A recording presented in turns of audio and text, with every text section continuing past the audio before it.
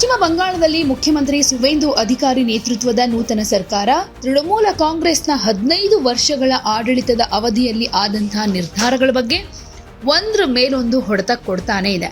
ಮಮತಾ ಬ್ಯಾನರ್ಜಿ ಅವರ ನೇತೃತ್ವದ ಟಿಎಂಸಿ ಸರ್ಕಾರ 2011ರಿಂದ ಇತ್ತೀಚೆಗೆ ವಿತರಿಸಿರೋ ಎಲ್ಲಾ ಜಾತಿ ಪ್ರಮಾಣ ಪತ್ರಗಳ ದೃಢೀಕರಣ ಮತ್ತೆ ಸಿಂಧುತ್ವವನ್ನ ಮರುಪರಿಶೀಲನೆ ಮಾಡಬೇಕು ಅಂತ ರಾಜ್ಯ ಹಿಂದುಳಿದ ವರ್ಗಗಳ ಕಲ್ಯಾಣ ಇಲಾಖೆ ಅಧಿಕೃತ ಅಧಿಸೂಚನೆಯನ್ನ ಹೊರಡಿಸಿದೆ. ಕೆಲವು ನಿರ್ದಿಷ್ಟ ಸಮುದಾಯಗಳಿಗೆ ಕಾನೂನು ಬಾಹಿರವಾಗಿ ಹಾಗೆ ನಕಲಿ ದಾಖಲೆಗಳ ಆಧಾರದ ಮೇಲೆ ಪ್ರಮಾಣ ಪತ್ರಗಳನ್ನು ವಿತರಿಸಲಾಗಿದೆ ಅನ್ನೋ ಗಂಭೀರ ದೂರುಗಳು ಕೇಳಿಬಂದ ಹಿನ್ನೆಲೆಯಲ್ಲಿ ಈ ಮಹತ್ವದ ತನಿಖೆಗೆ ಆದೇಶ ಕೊಡಲಾಗಿದೆ. ರಾಜ್ಯ ಸರ್ಕಾರದ ಅಧಿಸೂಚನೆ ಪ್ರಕಾರ 2011ರಿಂದ ಪಶ್ಚಿಮ ಬಂಗಾಳದಲ್ಲಿ ಬರೋಬ್ಬರಿ 1.69 ಕೋಟಿ ಜಾತಿ ಪ್ರಮಾಣ ಪತ್ರಗಳನ್ನು ವಿತರಿಸಲಾಗಿದೆ.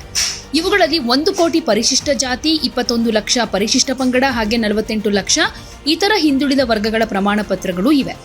ಹಾಗೆ ಇನ್ನೊಂದು ಶಾಕಿಂಗ್ ವಿಚಾರ ಏನಂತಂದ್ರೆ, ಮಮತಾ ಬ್ಯಾನರ್ಜಿ ಅವರ ಮಹತ್ವಾಕಾಂಕ್ಷೆಯ ಯೋಜನೆಯಾಗಿದ್ದ ದುಆರೆ ಸರ್ಕಾರ್ ಅಂದ್ರೆ ಮನೆ ಬಾಗಿಲಿಗೆ ಸರ್ಕಾರ ಶಿಬಿರಗಳ 10 ಹಂತಗಳಲ್ಲಿ ಮಾತ್ರ ಸುಮಾರು 47.8 ಲಕ್ಷ ಜಾತಿ ಪ್ರಮಾಣ ಪತ್ರಗಳನ್ನು ವಿತರಿಸಲಾಗಿತ್ತು.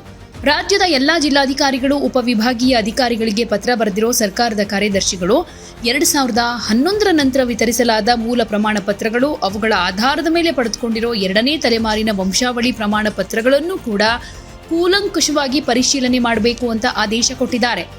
ಯಾರದ್ದೇ ಪ್ರಮಾಣ ಪತ್ರಗಳು ಕಾನೂನು ಬಾಹಿರ ಅಥವಾ ನಕಲಿ ಅಂತ ಸಾಬೀತಾದ್ರೆ ತಕ್ಷಣ ಅದನ್ನ ರದ್ದುಗೊಳಿಸಲಾಗುತ್ತೆ.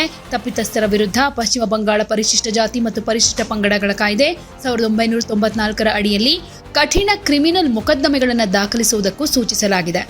ಹಾಗೆ ಇತ್ತೀಚೆಗೆ ರಾಜ್ಯದಲ್ಲಿ ನಡೆದ ಎಸ್ಐಆರ್ ಜಾರಿ ಕಾರ್ಯಾಚರಣೆಯ ಸಮಯದಲ್ಲಿ ಅಕ್ರಮ ವಲಸೆ ಅಥವಾ ನಕಲಿ ದಾಖಲೆಗಳ ಕಾರಣಗಳಿಂದ ಯಾರ್ಯಾರ ಹೆಸರುಗಳನ್ನ ಮತದಾರರ ಪಟ್ಟಿಯಿಂದ ಕಡಿತ ಮಾಡಲಾಗಿದೆಯೋ ಅಂತಹ ವ್ಯಕ್ತಿಗಳು ಹಾಗೆ ಅವರ ಅವಲಂಬಿತರು ಪಡೆದಿರೋ ಜಾತಿ ಪ್ರಮಾಣ ಪತ್ರಗಳನ್ನ ತಕ್ಷಣವೇ ಮರುಪರಿಶೀಲನೆ ಮಾಡಿ ರದ್ದುಗೊಳಿಸಬೇಕು ಅಂತ ಸರ್ಕಾರ ನಿರ್ದೇಶನ ಕೊಟ್ಟಿದೆ.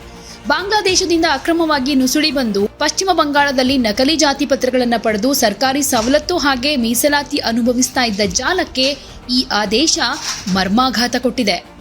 ಈ ಇಡೀ ಮರುಪರಿಶೀಲನಾ ಪ್ರಕ್ರಿಯೆಯಲ್ಲಿ ಯಾವುದೇ ರೀತಿ ನಿರ್ಲಕ್ಷ್ಯ ಅಥವಾ ಲಂಚದ ಆಮಿಷಕ್ಕೆ ಒಳಗಾಗಿ ತಪ್ಪು ರಿಪೋರ್ಟ್ ಕೊಟ್ರೆ ಅದಕ್ಕೆ ಸಂಬಂಧಪಟ್ಟ ಅಧಿಕಾರಿಯನ್ನೇ ನೇರ ಹೊಣೆಗಾರರನ್ನಾಗಿ ಮಾಡಲಾಗುತ್ತೆ ಅಂತಾನೂ ಸರ್ಕಾರ ಎಚ್ಚರಿಕೆ ಕೊಟ್ಟಿದೆ. ನೂತನ ಸರ್ಕಾರದ ಈ ಕಠಿಣ ನಡೆಯಿಂದ ಟಿಎಂಸಿ ನಾಯಕರು ಹಾಗೆ ಅಕ್ರಮವಾಗಿ ಮೀಸಲಾತಿ ಪಡೆದವರಲ್ಲಿ ಢವಢವ ಶುರುವಾಗಿದೆ. ಯಾವುದೇ ಸುದ್ದಿಯ ಅಪ್ಡೇಟ್ ಅನ್ನ ಮಿಸ್ ಮಾಡ್ಕೊಳ್ಬಾರ್ದು ಅಂದ್ರೆ ಈಗ್ಲೇ ಒನ್ ಇಂಡಿಯಾವನ್ನ ಸಬ್ಸ್ಕ್ರೈಬ್ ಮಾಡಿ. ನಿಮಗೆ ಬೇಕಾದ ಭಾಷೆಯಲ್ಲಿ ಎಲ್ಲಾ ಸುದ್ದಿ ತಿಳಿಬೇಕು ಅಂದ್ರೆ ಒನ್ ಇಂಡಿಯಾ ಆಪ್ ಅನ್ನ ಡೌನ್ಲೋಡ್ ಮಾಡ್ಕೊಳ್ಳಿ.